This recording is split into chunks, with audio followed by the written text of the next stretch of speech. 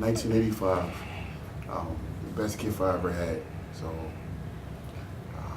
originally when she was born, the doctor told me that the umbilical cord was wrapped around her neck. And I went down to the hospital chapel and I prayed and prayed for the cord to go around from her neck. And the Lord answered our prayers and gave me something special. Growing up, again, daddy's little girl, I would come home from work, I would hold her, we would dance, sing. So she knew all the oldies. Every song that came on the radio, she heard as a young lady. She remembered, she would say. But a blessing to be around, always smiling, never had a frown, happy to be around people. Vanessa was the boss. Yeah. Vanessa ran everything. Yeah, she would say, okay, everybody take to your corners. She was my oldest daughter, but she was the second oldest out of the 7 kids. She was daddy's little girl. Okay, so where our daddy was, that's where Vanessa was. So if daddy was out there coaching football, she did cheer, but she would have rather put on the pads and played. Okay, but of course, don't get me wrong, was prissy all the way. She wanted her dresses, she wanted her shoes, all of that. So Vanessa was a very well-rounded individual. I must say, she was smart. She's very intelligent. I mean, she didn't have to try very hard in school to get good grades. She was a very smart girl. There's no saying, they say in our family that Vanessa was the rock that held everybody together. And it's true. I was at the gym.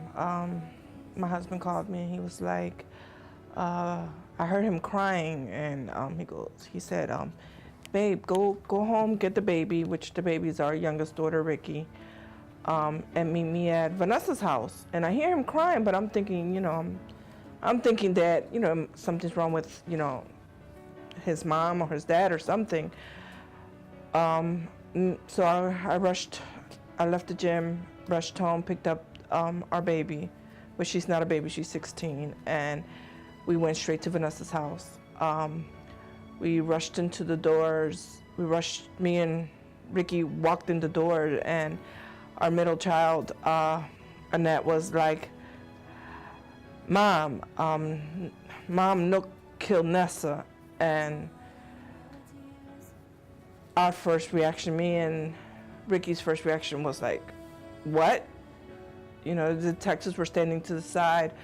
My husband was in the back crying. Everybody, the next thing I know is, that I remember is my son-in-law just, holding me and sitting me down. And we were like, what are you, it's not, it's not real. It's not true. It's not believable. How could that happen? It's like, are you kidding? Is it a lie? How can, to this day, it's unbelievable. She left to take him to work. They were parked at Wayne Junction Station. They were, I guess, in an argument or discussion.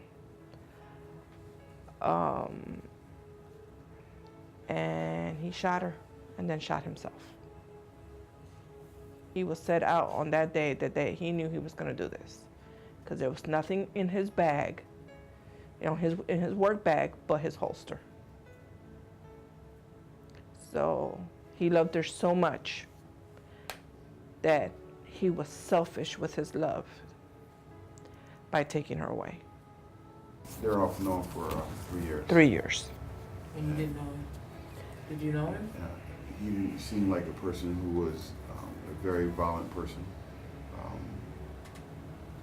He was definitely always under Vanessa, because Vanessa took care of him. Vanessa took care of everybody. So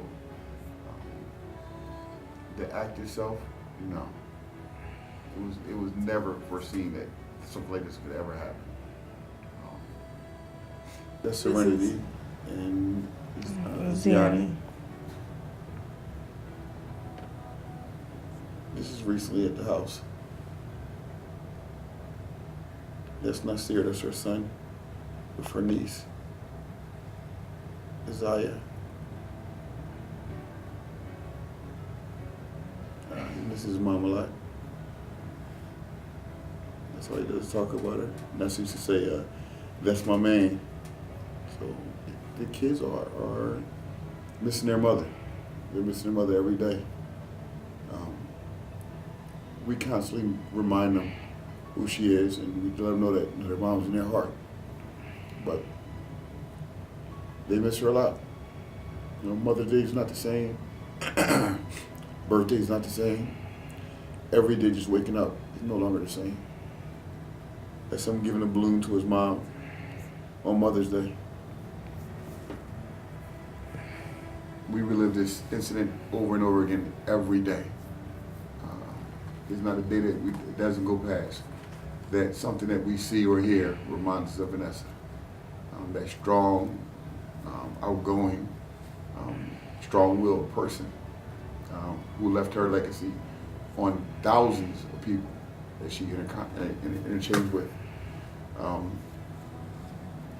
Everyone that hears Vanessa's name or know of Vanessa or seen her somewhere loves her.